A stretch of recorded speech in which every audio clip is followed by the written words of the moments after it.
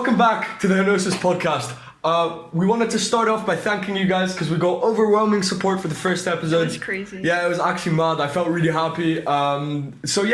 Just feel free to subscribe. We also have a second channel called HENOSIS Clips, which splits up the whole, 40-minute podcast into little conversations that we're having. So if you don't want to watch a whole 40 minutes, then you can just go onto HENOSIS Clips, and those are the more interesting parts. So for today's podcast, we got a lot of recommendations for stuff that people wanted to talk about. One of them, I think the most interesting one that I'd want to start with, is how to balance school life with personal life. Okay. Yeah. So. Well, that's great. Yeah. That's great. Today on Friday, because we've just had a week full of where literally back-to-back tests, back-to-back homework, so many things going on. Yeah. How are you feeling? Bro, I'm so happy. I've never been more happy to go into a vacation. Yeah. Because I'm so tired intellectually. I've never felt like I needed a vacation. Exactly. But now I actually do. Exactly. I'm so tired, and it's hard because I don't know. We've had so many tests today, and I mean it's not. I don't think it really is. I don't think it has much to do with the tests as much as it has to do with how much we're learning from class to class. Yeah. Because obviously we just got into DP, and transitioning from MYP to DP is a little rough because in MYP, the guidelines that you're following are entirely different to the DP ones, and we're just learning a lot more content. So it gets so tiring from day to day. Do you think you're more tired because of the content, or more tired because of how fast it goes? I think it's a little bit of both, right? Yeah. Because it's harder, and on top of that, it's going really fast. So you need to, intellectually, you need to be able to focus and pay attention and listen, and then do it. And I think that, relating back to how to balance school and personal life, I think that it's something that you do subconsciously. Regardless, you don't consciously think of how you're balancing your social life and your school life and your personal life. It's something that happens subconsciously depending on where your priorities lie. So my personal priorities lie in learning, because I want to learn, because I feel like I need to learn, because it'll pronate me to do better when I grow up. In the future, I'll be able to know more things and be able to make more rational decisions if I've learned. If I know stuff in advance, that's my motivation for learning, and that's my motivation for school. And so I'm motivated by that, and then based on that motivation, that's how I distribute my time.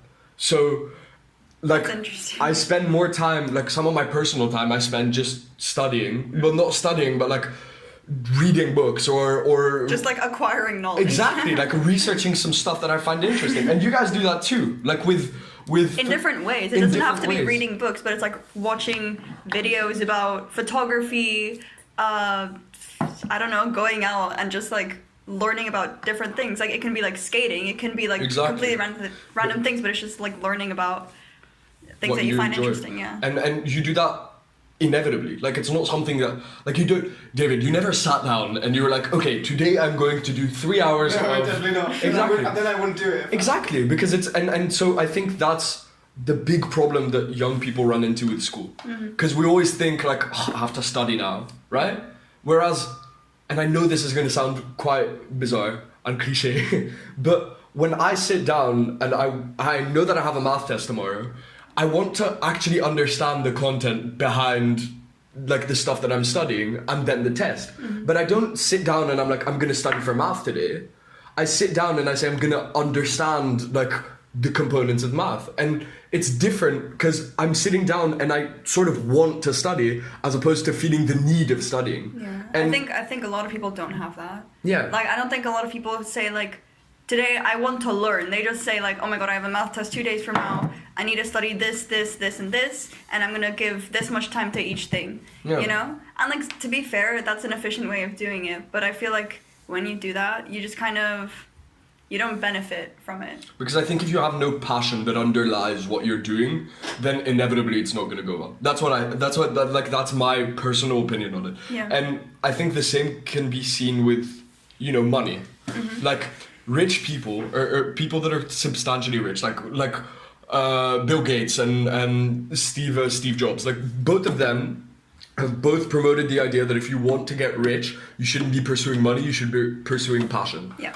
And money is just money is just a convenient advantage to pursuing your passion. But when you really get to very high places and when you really achieve a high level of success, in my opinion, it's when you're motivated by passion as opposed to the goal, right? So I feel like that's so much more logical than thinking of it as, I want to get 45 points on the IB, and you work only to get 45 points in the IB without picking, because if your exclusive goal was I'm gonna get 45 points in the IB, then you would have done research on which subjects are the easiest and which subjects statistically give you the easiest grades. Yeah. But that's not what you did. You chose what you liked, and you'll do better in the things that you like because your passion lies in the fact that you like it, as opposed to I need to do well in this.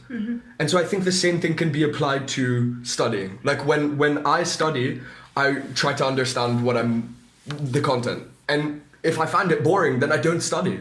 Like if I find what I'm doing very boring, then I look at it another time, and when I find it interesting, because eventually you'll find it interesting, but you just need to get away that because there's always that thought at the back of your mind that's like, this is school, so this has to be boring. Like this is just like something that I need to do.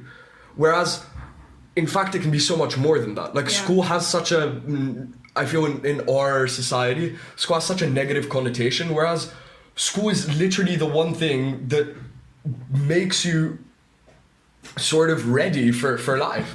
And I think I watched this one video that was like, your life is so short if you hate your job. Like they basically squish your life into 1 day or 1 hour or something. You spend so much of that time sleeping and either in education or at your job. And that's such a big chunk of your life. And if the entire time that you're in education you feel like, oh, I just have to be here, and like you go to school every day just to look forward to leaving, your time is going to such waste because you're not learning anything. You're not, you're not benefiting. And I feel like if you it becomes difficult to have like a passion for coming to school when like every day it's like, oh, you have to study like this content and your teacher is like really mean to you, and like there's so many like obstacles, but like you have to really be like passionate for what you do. And that's why I think right now we're in a really good place to do that, because we got to choose subjects that we're actually interested in. Yeah. But I don't know, it's just so difficult to maintain motivation. And like then people, I think the reason that people ask the question like, how do you balance personal and school life, is because there's always the option of like, oh, I'm not going to study today, I'm going to go out with my friends. And that seems like the more fun option, like the easier option. But when you do that, in the long term, what happens? It just goes badly. And it's like you don't feel good about yourself. Like Yeah. if you do that in the long run and you always go for the instant gratification, because going out with your friends just one day, it could be perceived as like the instant gratification. And sometimes it's the wrong decision to make, right? And you can compare it to like scrolling Instagram when you're at home, and you're like, you recognize that you have something to do, but you're like, nah, I'm just gonna scroll Instagram, and that's not good for the way that you balance your time. And I think that something that I do personally, and something that I think's helped me a lot in my way of like just performing at school, and that's brought like some comfort and has released some anxiety about school, is that when I'm in class. And the teacher, like, just not even when the teacher's explaining something. When I'm in class, I don't mess around. Like, genuinely, I'm focused on what I'm doing. And I'm concentrated on the knowledge that the teacher is trying to transfer to me, right? And so when you do that, and you genuinely, like, concentrate in class, and you genuinely, like, understand what's going on, then there's so much less work that you have to do when you get home, because you understood everything in class. I think a really good example of this is... some different classes that I take. So in my chemistry class, I'm always super focused, right? And like I do everything that we do in class. And then in another one of my classes, I won't say which one, I feel like I never ever learn in class because like based on many different factors. And then I have to go home and I feel lost and whatever. So like, people think like I'm gonna come to school, and if you come with the approach of like, I'm just gonna like take the homework with me and do it at home. That's such a waste of, like, you know, how long have we been in school today? From 8:30 to like 3 o'clock now. Yeah, exactly. And that's so much time. And it's so sad because those decisions, like deciding like, yeah, I'm just gonna mess around in class or stuff like that, it's based on, many times I feel like it's based on improving your appearance vis-a-vis like other people. So like you're gonna decide like, yeah, today I'm gonna mess around in class and just have a bit of fun because like, you know, like I don't care, like I can't be asked, I'm just gonna do it later. Yeah. And it's also because you want to be, like you don't want to be that guy that's just paying attention in class while everyone else is messing around, right?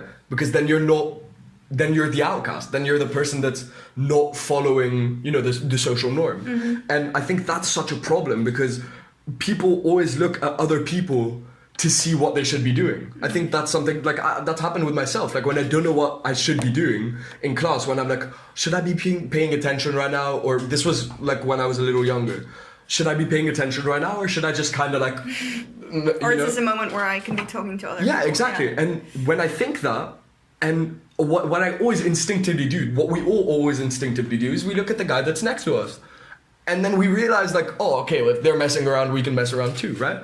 And I don't think that's good, because then like, if you look at other people to see what's going to be good with yourself, like if you look at other people for your own benefit, then it's not going to work, because only you know. But this is a subconscious thing. Nobody looks at the person next to them and is like, I'm going to do exactly what they're doing. It's just like if the person next to you is like chatting. Then it validates what you're doing. Yeah, then it's like, oh, like they're doing it, it's okay. So your brain is like, okay, just go for it. And then you join in, you know? Yeah. That's why I feel like all of my classes where I sit with people that are actually interested in the class, those are the classes I do best in, because first of all, everyone's focused, and second of all, you can actually bounce ideas off each other that are like fun, you know? Yeah, like we have that with math. Awesome. Yeah, like we have such a dedicated table that literally like all help, like we just talk about math and Not a math. single lesson goes on where we don't have like a discussion on like the answers or how it works. And that's so much more healthy. Yeah, and it just works because everyone's in the same boat, so we know how it works out for everyone. Yeah. We know what troubles we're going through. Yeah, and I think that's so important. Just like having a good, surrounding yourself with the right people,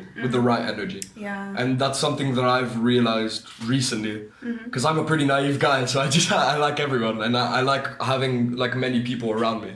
But recently I've been realizing that, you know, some people might not be giving me the energy that I need, or some people might not be giving me, you know, some people might not be good for me. And as much as that doesn't mean that that person is inherently bad, right? That doesn't mean that that person is bad, but it just means that in relation to me, they're not good. Like they don't affect me positively.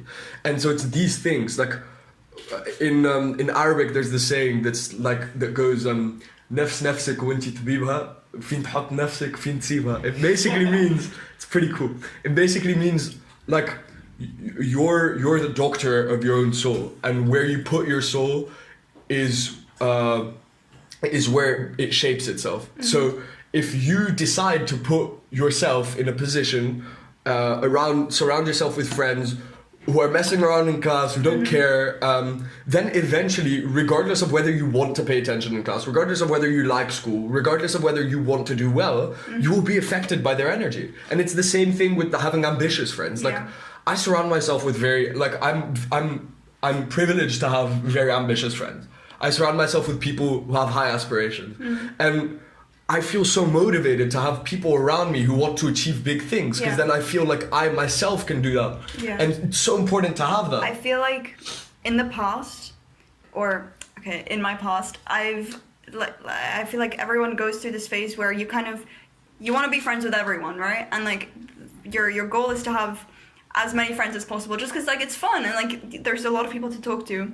But then like when you go through more important parts of your life, you realize, as like selfish as it sounds, you kind of have to be picky about who you spend your time with and who you give your energy to.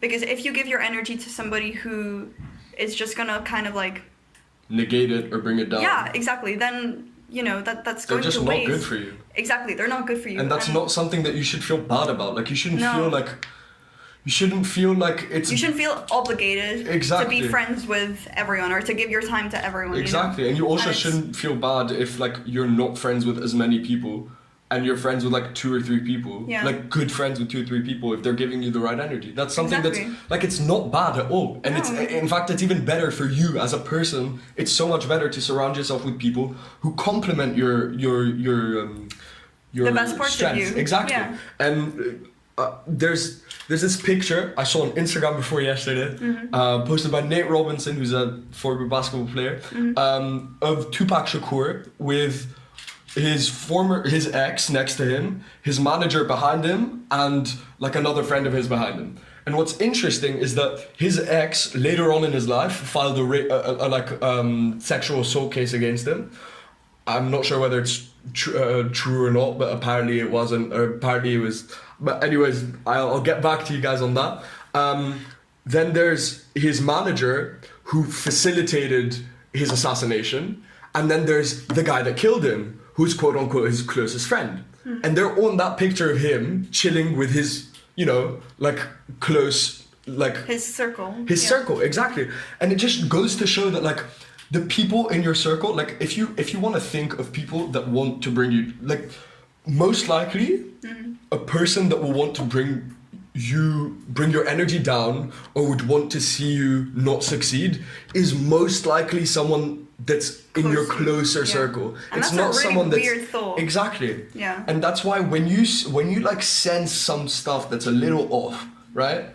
Then and you feel like they're not giving you the right energy and there's stuff that's off, then it's best for you. Yeah. For you personally, Yeah. it's best to move away from that. And you don't have to justify it. Exactly. I Yeah. mean, No. you don't really. But if just so long you recognize that it's not the right Yeah. energy for you, then you don't need to justify it at all. It's Yeah. it's just because it's best for you. And I feel like there's such a stigma around that Mm-hmm. in our day and age. I think so, yeah. Because everyone's like, yeah, but you can't. People take it Oh, personally. exactly, And people- it's nothing personal. Like, someone who you don't click energy-wise with probably has a lot of other people that they do click with. But just because your two, like, combinations don't work, that doesn't mean anything bad against that person. It's just like that And little it's- connection doesn't and it's work. also it's also just preventing a whole bunch of like unnecessary conflict. Because if two egos are like if stuff clashes in a friendship, then Yeah. it's just not gonna work. And I mean, I don't think that's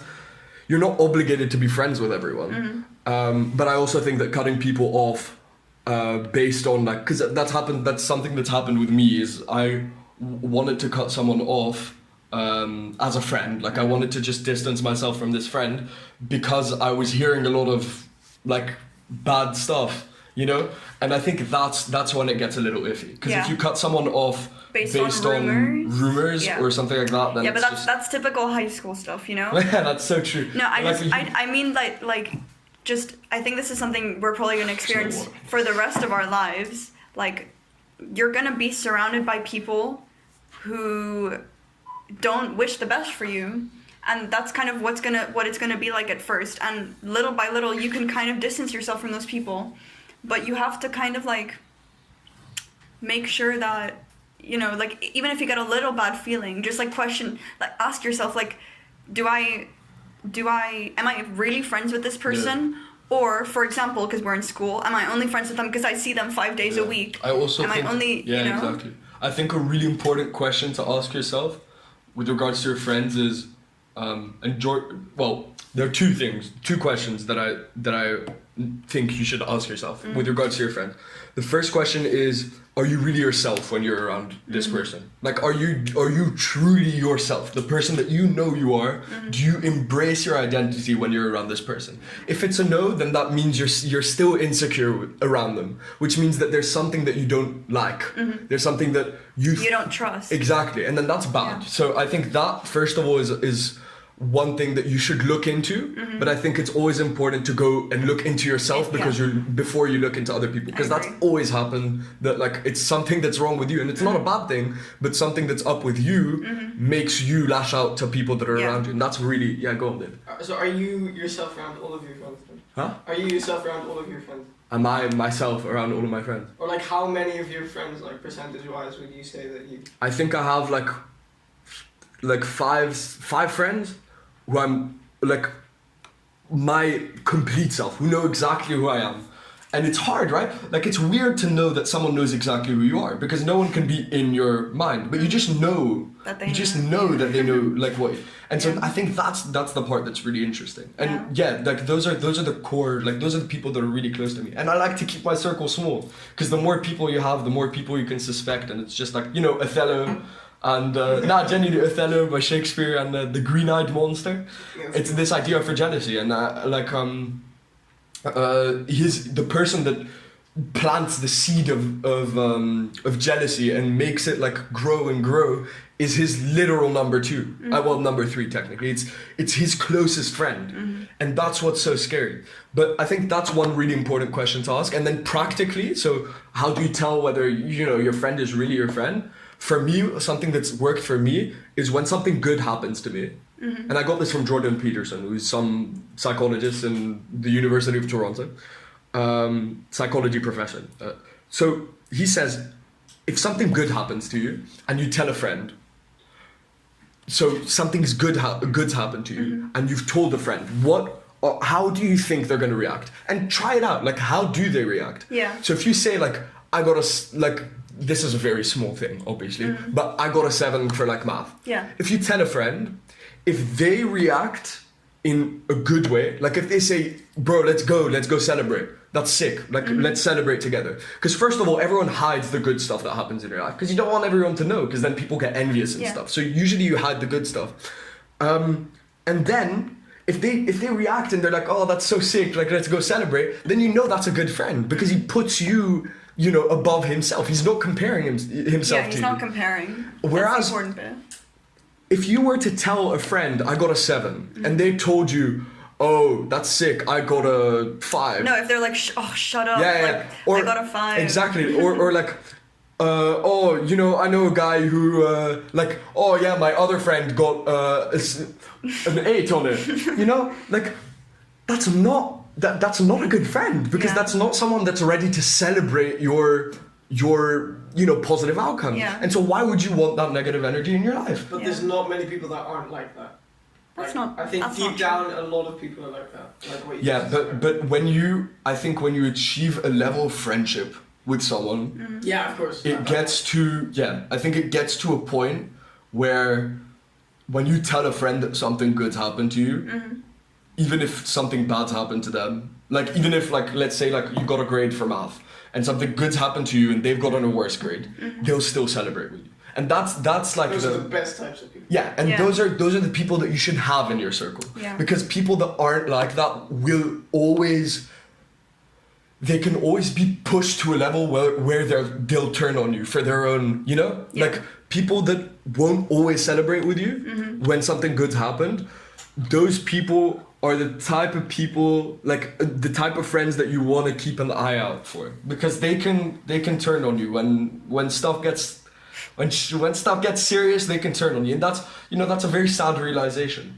I think it's a very, very sad realization, because when you think people have the right to still be able to, you know, I mean, imagine like you go up to your friend and you're like, yeah, I got a 7, and he's like, I got a 2.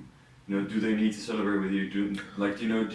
Well, is no, it reasonable but- for them to be able to just, you know, have their own like thoughts on it? Of course not. But you can kind of tell. You can tell There's when a difference someone's between someone being like genuinely happy for you, even if something bad has and happened to someone them, being jealous, and someone being jealous. Exactly. or someone And comparing themselves. that's all down to ego. Yeah, exactly. Yeah.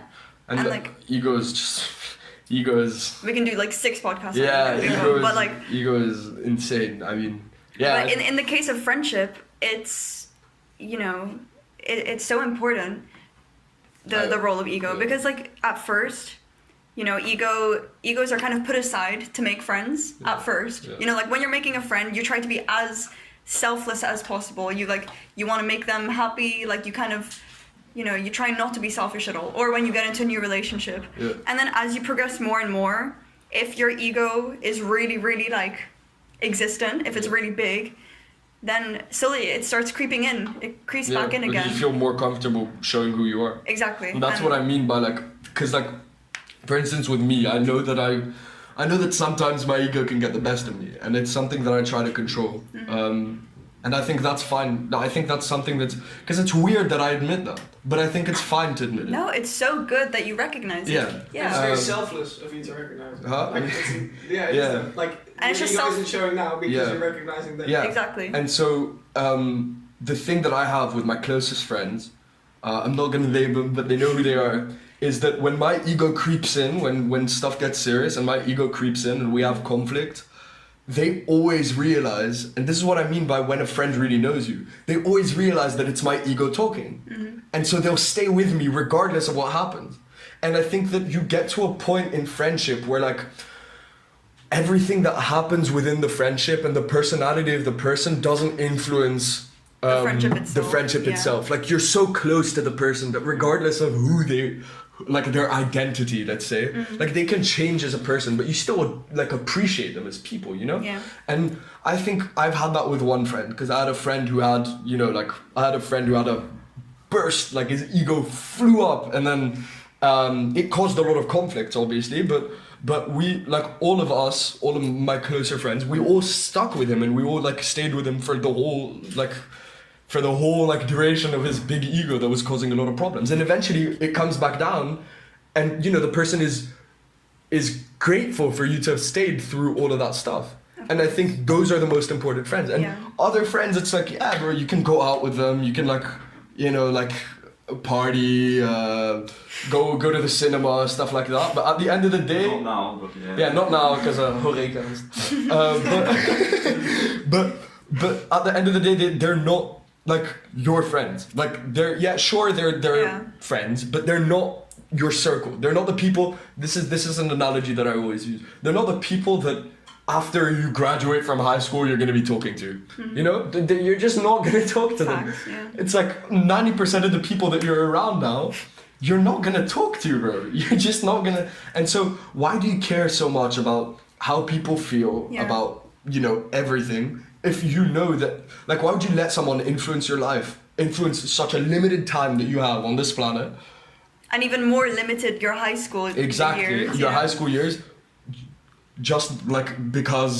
You know, like because whatever. It's I find it ridiculous, and so that's why I don't feel the need to care about what people think so much, and I think that lets me sort of embrace who But I am. that lets you pick your friends as well. Yeah. Because you don't care about what everyone thinks. You care, or you want to have specific people care about you. Yeah. And that's 10 times better, because I feel like in that situation you can actually like choose people that'll benefit you into your life. Yeah, and Yeah. I'm so comfortable with like my closest circle. I'm so comfortable with them. Like Yeah. I feel like I'm, you know, and I'm so lucky to have these people, and so many people don't have.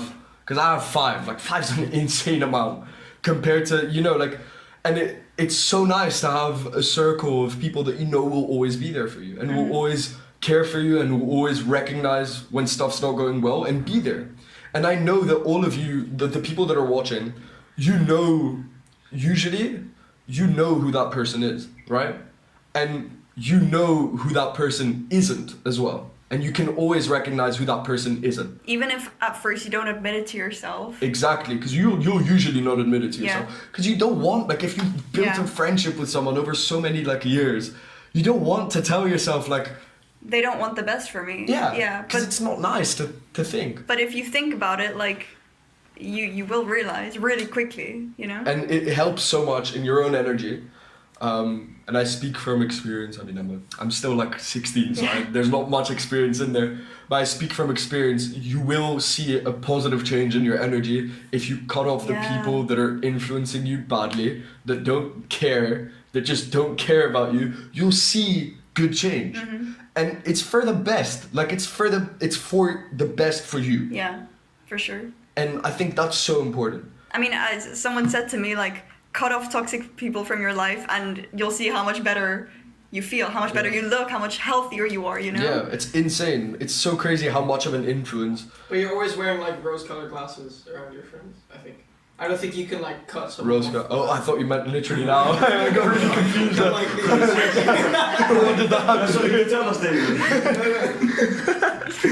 Yeah, I agree. I think that you can never, but I think that you can lie, you can cheat yourself into believing that, like, you know, oh, like, these people are fun to be with, so, like, they want the best for me. That's what you mean, right? Yeah, but, like, you know, when I think the best it comes down to it, you know. Yeah. Do you feel like there's a certain level of when you're really close to your friends, when they really know you, that you know that you can be comfortable even, you know, without wearing the rose-colored glasses, you can just be comfortable But the way you are. you don't wear. That's the thing. When you get to your closest friends, your inner circle, it's so nice because you don't wear your rose-colored glasses. Like compare what you're like when you're with your family, if that's, you know, nice for you, if you enjoy being with your family. Compare what it's like when you're home to when you're with your friends, and find which one is the closest in terms of how you behave. Yeah. And those are the friends that you feel the most comfortable around. Yeah. And that's the best, like, I think. That's a good way to tell. Yeah. And like, literally all the other people don't really matter. That's my, like, opinion on it. Like, you still have to be no, you still have to be a good person, you still have to be kind, and you still have to be open, because you'll always make new friends and you always make new valuable friends. Yeah, you can always have the chance of making that kind of connection with a new person. Exactly. But never undermine and never disregard your, like, circle, because that's something that I see happens a lot. And never feel the need to kind of give your time to people who don't make you feel your best. Yeah, exactly. Just you don't need it. Like, you don't need it. You should just leave. Yeah. But yeah, I think that was. I hope there were many tangents there, so I hope that made sense with regards to the first question that we had about balancing personal and school life. I mean, to kind of bring it back up to that, you just like prioritize people and things, and, you know, if you question for, like, even a little bit, like, who do I actually want to give my time to, you just kind of mentally make a, like, not a list, but just make a kind of image of, like, what makes you happy. Yeah. But I think when you realize that it has to do with the energies, like, I think when you realize that, like, some people are giving a good energy to you, some people are giving a bad energy to you, then it just happens naturally. Like, subconsciously you're gonna align yourself to, like, what's best for you. But I just mean for planning how much time you spend on things and balancing things and whatever, then, but depending on what makes you feel good and what makes you feel bad, you just give all your time to that and don't feel any social obligations, anything to spend your time doing other, like, useless stuff. Because I think school is just like I mean, as much as there's so many, like, bad connotations around school, I think it's literally just meant for, like, you to be able to learn all of the things within the world and rationalize everything around you before you jump in to, like, real life. This is like a little microdome of the world. So don't perceive it as, like, oh, I need to do this. Just perceive it as, like, these things are all helping me for when I grow up. And even if it's, like, algebra, you know? Yeah. Like, people are like, well, what the hell is, like, when am I going to use the quadratic equation when I grow up, you know?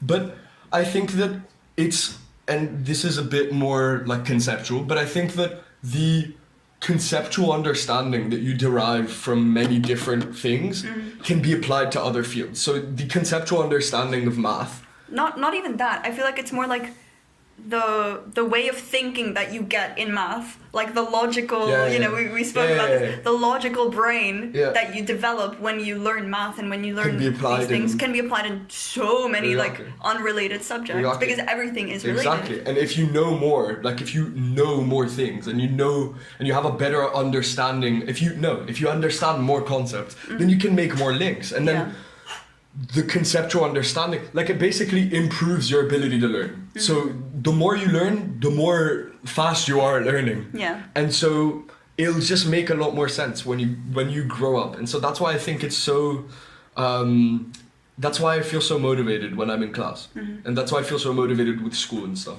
Because I feel like I just need to know these things. And I want to set my future self up for success. And I want to set my future self up for a happy life. And by knowing that I'm learning stuff and that I'm actually like developing my, like my cognition, I feel more ready and more comfortable and more secure in jumping into real life. But I think many people don't make that connection between school and like life. Because people just think like, it's just an institution. We're going out into the real world in like, a year and a half. Literally a year and a half. We're never going to go, like we're never going to see most of the people that we saw here in a year and a half, ever. And we're never going to be able to come back to this time. So make the best of it. Exactly. Like you can't do anything. You're never gonna be 16 again. For me, like this is my only chance at being 16. I don't get to be like, just send me back to 16 real quick. It doesn't work. But also, like, with you saying that, people are gonna be like, oh my god, like I'm never gonna be 16 again, so I'm never gonna be able to like party anymore or whatever. Like the stereotypical things people are expecting from a 16-year-old, right? Yeah. But don't feel the need to do that either. Just do what makes you happy. Just literally do it. Yeah. That's why I have so much respect for this guy in our year group. I'm not gonna name names, but I have a lot of respect for this guy who really enjoys. Yes, David. I thought you were talking about. I have respect for so many. There's so many admirable people in our year group. I said that last podcast, but I find so many people just so insanely admirable in some things that they do. But this one guy in particular that really enjoys physics and math, and he doesn't really care about people. Like he doesn't really care about people perceiving him as like the guy that like studies and only does math and physics, because he really enjoys it. So you'll see him like spending some breaks just doing math and physics and being like, he's so happy doing it. And I admire that so much, because he doesn't really care about the societal norm of like, you need to socialize. yeah, like school is boring and you need to socialize and like all of this stuff is, and he just literally, he's chasing after the stuff that he finds fun. But even if you don't like have, a lifelong passion for math or physics, you can still enjoy school just by like, the little things that get you like interested in class. Just hang on to those. Jump onto them and like realize kind of what they are. Like recognize if you have a random class that you normally don't find that interesting, and then one lesson, for example, something kind of exciting happens, grab onto it and like recognize what it is, and then you can apply that to everything else, and then slowly you can build this like actual passion for learning. Yeah, and I think like at the end of the day, there's this guy called Steve Simeonak or something. I forgot his name. But we'll edit that. We'll edit that one in, and he's a business, like he spoke he had a TED talk about why Apple was so much more successful than like all of the other companies that were trying to sell computers, and he has this idea of the three levels to a product. So you have why, you have how, and you have what. So most people sell the what. Most people say, like in most ads, what you see is like, we sell computers, right? Like you say, like in like an Acer ad, they're gonna be like, what's this new computer? That's what they say, right? And so they're selling the why. Yeah. But they're selling the what. Yeah. But people buy why you do it. They don't buy what you do, they buy why you do it. That's why you see so many companies like Nike, like having ads about how they're super like diverse and whatever. Huh? Yeah, no, and that's the whole psychological thing of why. Like your passion is behind everything you do. So you're never going to be motivated to do something if you don't like it. It's as simple as that. And so if you look at the why so I gave the example of Acer. If you look at the biggest competitor, Apple, they're not selling, look at this new MacBook. They're selling, we've innovated the new A13 chip that changes, like they're not selling the what, they sell the why. Yeah. So they sell like the why of like we're innovating and we're designing and we're pushing humanity forward. And I think that's so important, and that just goes to show that the idea of passion and following like your intuition and your why is so important and permeates across everything. Like it's not only in like passion and like pursuing what you want. It's not only in school. It's in business as well. And I mean, it's in so many different things, and that's why I find so cool. And people vote with their hearts, like in elections. Yeah. They don't vote based on logic or on facts. Yeah. Yeah. And I mean logic and facts. Then we can go into like manufacturing consent, because you never really know. Like even logic and facts, they vote by their heart. What are logic and facts, David? Yeah. Not until come on. But yeah, it's just all of those things. I find it really cool that the idea of being motivated to do something by what you want to do is very, very important. And I'm not sure what time it is today. What am I saying? That is a good question. It's the Friday aftermath. It has to be the Friday aftermath. But I think that will conclude today's episode. That was a of the good point podcast. to end. Yeah. Yeah. I think basically just to quickly like tangelize. Yes. What, is that the word? Not sure if that's a word. To recap. Recapitulate. That is what recap means. I swear that's not a No, word. it's not. Anyway, to recap, basically, just enjoy what you do. Make sure to prioritize things that actually make you happy, and to balance your time, just kind of use use the time that you are given to do things, and don't kind of waste time, basically. Yeah. Because there's genuinely, there's a thing of instant gratification, and this is just a real quick point before we end it up. This is gonna. But there's the thing of instant gratification and the little things like scrolling your Instagram and going out just for the sake of going out and stuff. Those are things that's a waste. They're by definition, that's basically just killing time. Yeah. And so you want to get rid of that, and you want to pursue what you enjoy. You have time to do everything you want to do, but you just need to prioritize those things. Yeah. And over scrolling on your phone for an hour. Literally check your screen time right now. Everyone watching, check your screen time, and if it's between, I'm guessing the average is gonna be 1 hour, maybe 2 hours. Average is 5. Okay, 2-3 hours. Those 2-3 hours, imagine what you could do with those 2-3 hours every day. You just didn't spend it on your phone, just scrolling Instagram and looking at and I know guys balanced and I know it's so difficult to say don't be on your phone, because people are what, I'm not gonna do that. But literally take 30, cut it down by 30 minutes, right? 30 minutes. Use those 30 minutes every day to do something a little bit more productive than that. And after or just something 2 that you weeks, enjoy. Yeah, exactly. Something you enjoy, something more productive to your happiness. And after literally 2 weeks, you'll just feel better. See what you've done, and you will feel so proud. This is an experiment I want everyone to do if you're watching. Literally, send us your results. Yeah. If you do it, please tell us your story.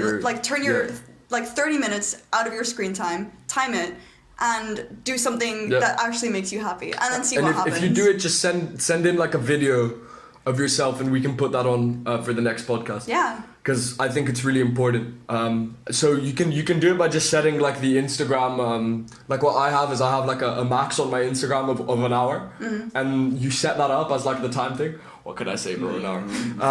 You set that up as the time thing, and then you just when it hits the hour, it gives you a little notification, and then I'm not touching my phone anymore. Yeah. And I'm not gonna scroll Instagram unless obviously there's an important conversation on a group chat. Now I'm joking.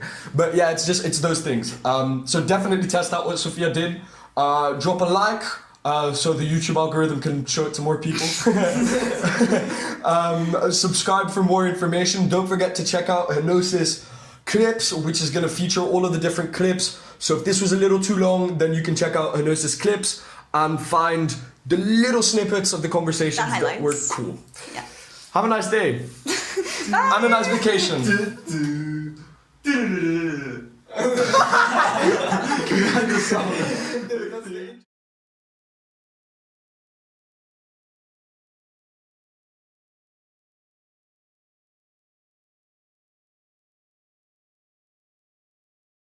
Look at this camera, please. Welcome back after the intro. So we're launching HENOSIS, the organization. We know that many of you don't understand exactly what it is. We're launching on the 30th of October. So we're going to explain exactly what it is. It's going to be a really cool launch. So stay posted. Follow us on Instagram at henosis.nl, and you'll get more information. Thank you. Have a nice vacation.